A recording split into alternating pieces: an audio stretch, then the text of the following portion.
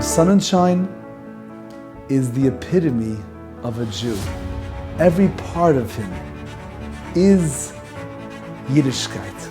I don't know if there's another person in the world, another Yid, who has listened to attentively and heard and digested and felt other Yidden's situations and challenges more than Rabbi Sonnenschein.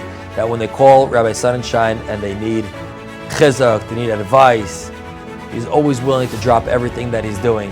He's a person who has dreams and he sees beyond what the average person sees.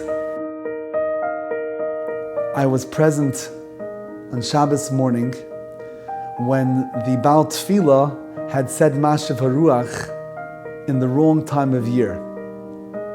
And Rav Yossi had said a psak, and in the middle of davening, he made a clap and he told the entire tzibur that he has to admit that he was mistaken in his psak.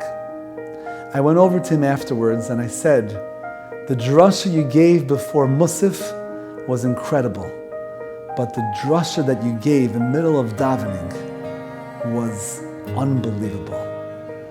For a person to stand in front of a tzibur and to be moida al ha'emes takes an ehrlichkeit that is on a different level.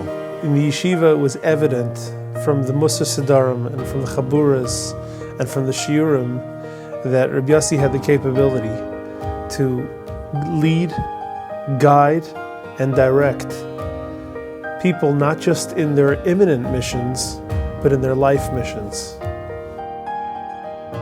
It's no surprise that 18 years later, you have what you have here because of the clarity that Rabbi Yossi developed through his experience and through his understanding of what the tzibur needed, what each individual yachid needed. Our city is a place that we pride, a place for people who want to grow.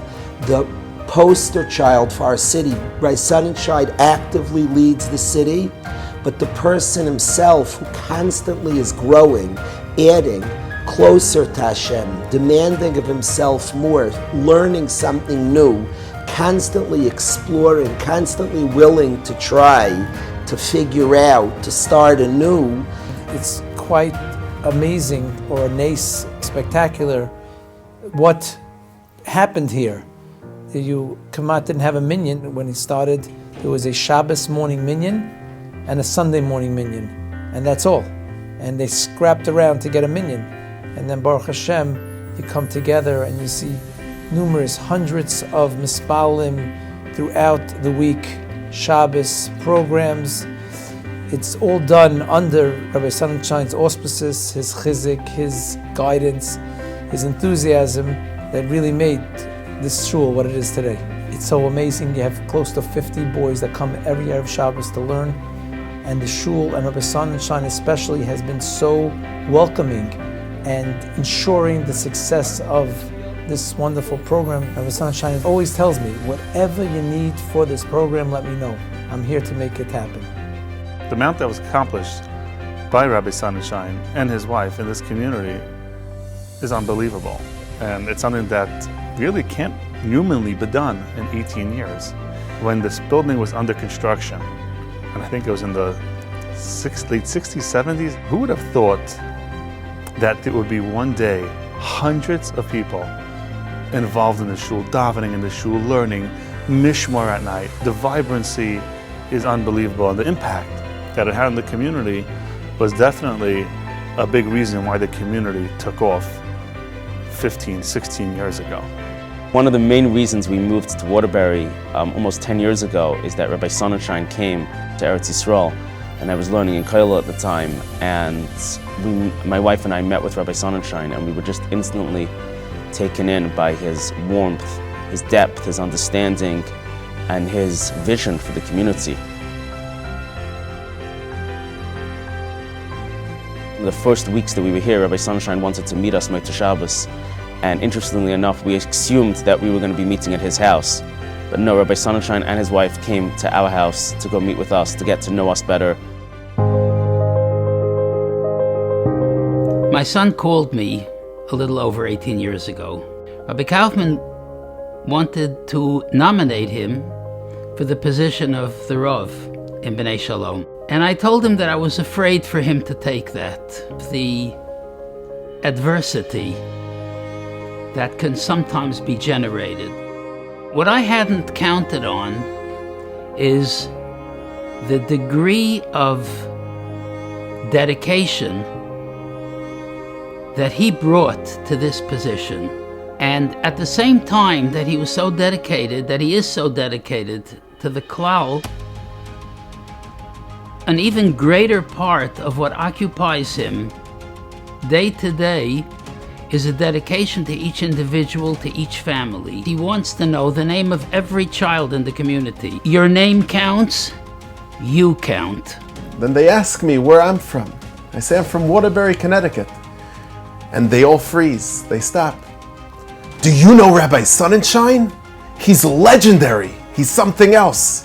I was at camp with him. I was here with him. I was there with him. I was once talking to my Rosh Hashiva, Rabbi Perish Shlita, and I shared with him that my daughter had gotten married to Rabbi Yossi Sonnenschein's son.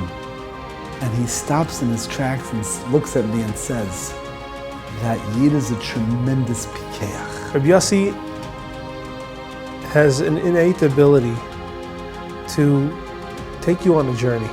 From the first night of Slichas all the way until the last Shmuz by Simchas Torah, you are on a journey with the Rav, and the Rav is on a journey with you. Rabbi Yosef Sonnenschein has been a beacon of light, Oira Torah, for so many of the Toshevim, of the inhabitants of the Torah community of Waterbury. If all communities with Rabbanei Torah would have Rabbanim and Moirei Derech, as learned, as wise, and as caring, and as hands-on as Rav Sonnenschein, we would all be in a better place. Klal Yisrael would be in a better place. I was zeicher for many years to learn with the Rav in camp, and more than the sugya at hand, I learned the most from the Masechta of life, the Masechta of watching the Rav and his mishpacha interact. I never saw the Rav juggle Rabbanus and his mishpacha, but rather him and his family together live a life of Rabbanus. And that's because the Rav and the Rebbetzin, with their honest and clear devotion, just want to make the world around them a better place. Rabbi Sonnenschein has a unique ability to adapt to the diverse needs of the Kehillah and of his Talmidim, while remaining steadfast in his hashkafas, steadfast in his Torah. He articulates complex ideas, complex insights with clarity and eloquence, making Limanat Torah accessible to a diverse audience. Rabbi Sonnenschein's shir is something we look forward to all week. His shir speaks to each of us in a deep way. We come out thinking, wow, that's exactly what I needed to hear. How did he know? We're inspired and moved to tears, and at the same time we're uplifted and excited to take on something new. Rabbi Sonnenschein understands the human experience like a seasoned psychologist. He understands the neshama, so as his inspiration spreads far and wide, the women in Waterbury are honored to have him as our Rav. Started off as just something to do Friday night, take my kids to go learn. It's interactive chabura with the kids, and my kids sat in for it, and basically they've been going back ever since, and they've been asking me to go back ever since. Even if it's snowing, you're about to be greeted with the warm welcome of the Rav. It was very nice and friendly and very interesting. He always has a new story to say. You always get reminded of stories with questions you ask him.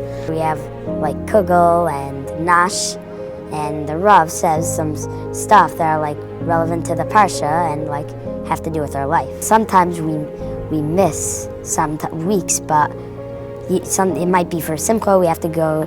I still feel a little bad that I'm missing the Rav's shir. I think it's something that maybe should become a staple, where the Rav, in a very casual way, in a very casual setting, interacts with younger kids in Yonei Torah and on the Parsha and on other topics.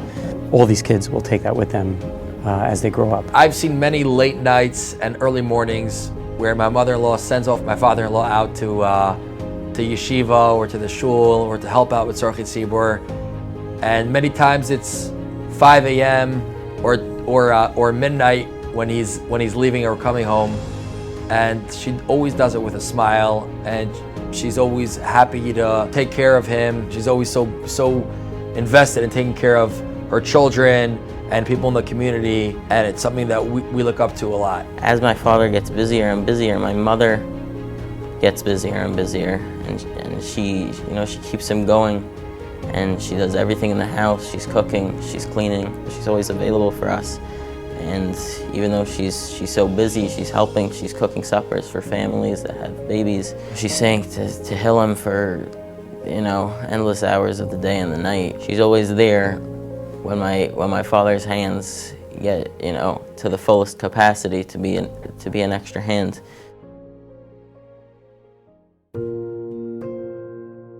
We were so young 18 years ago. I was barely 32 years old.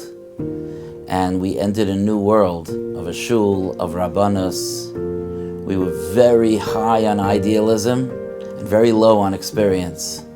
I asked my wife if she was ready to join me on this journey. I wasn't going to do it alone. And she told me, I'm not much of a Rebbetzin, so here's what we're going to do. You'll be the Rav and take care of the community, and I'll be the Rebbetzin and take care of you. Boy, did I need taking care of, because there was so much to learn, and it was lonely, and it was confusing, and there were dead ends, and I would come home sometimes dejected and deflated. And she was true to her word, rock solid, there, dependable. The only thing I disagree with is when she said I'm not much of a Rebbetzin. She's proven herself to be quite the Rebbetzin. And in our family, our extended family, her leadership and her perspective is very, very valued and important. And in her quiet way, her presence in shul makes an unbelievable difference. Over the years, the shul has grown because of the mispalalim in the shul. A shul, a chevra, to be matzliach today, needs to have a sense of roimimos, of greatness. It needs to have a she'ifa for greatness. Today, we are drawn to Yiddishkeit that's being served on a platter of authenticity. And that was our goal, to be able to bring together a sense of greatness, a sense of sensitivity and understanding about where we are, of not posturing, of not trying to present ourselves as people that we aren't. And all of that served with authenticity, to be real, to be honest, to be vulnerable. Time and time again, couples come in here to discuss things, and when they walk out, my mouth is hanging open in admiration. And it has been a tremendous learning experience for me, because I don't have all the answers. And I'm not an Urim V'Tumim that the right words light up. We have to go on this journey together, and anyone that has spent time in this office knows there's not that much of a difference between what goes on that side of the table and what goes on this side of the table. Both sides of the table are vulnerable, imperfect people trying to figure out the next step. Every one of you that participated at any point in our growth, we know that we don't exist without you. And we are grateful. It's our tefillah that HaKadosh Baruch Hu should continue to give us the siyata d'shmaya to be able to do His work and to be able to teach Torah and learn Torah and daven together with a tzibur that appreciates what davening with a tzibur means, and to be able to grow together, that our families grow together with the shul, and every one of us should have nachas from our mishpachas, and we should be zeicha to see banim uvnei banim, oiskim b'Torah uve mitzvahs, vibrant, happy families embracing avodas Hashem with vigor and with geschmack. There are neshamas in this room. When Yizkar is said in this room, there are neshamas, and there are countless people that daven in this room. There are war veterans daven in this room. There are Holocaust survivors that daven in this room. There are Kedoshim that daven in this room. And I believe that together we can continue to grow step by step until we're worthy of greeting Mashiach. It's because Klal Yisrael looks ahead towards growing. We're shaken, but our emunah doesn't shake. We're shaken, but our bitachon doesn't shake. We're shaken, but our mission, our tafkid, our goals don't shake. By being mispalel, may I make halev that tonight, together, leich knois kol haYehudim, that together we should be zoichet tonight to become beser yid l'chayim. L'chayim.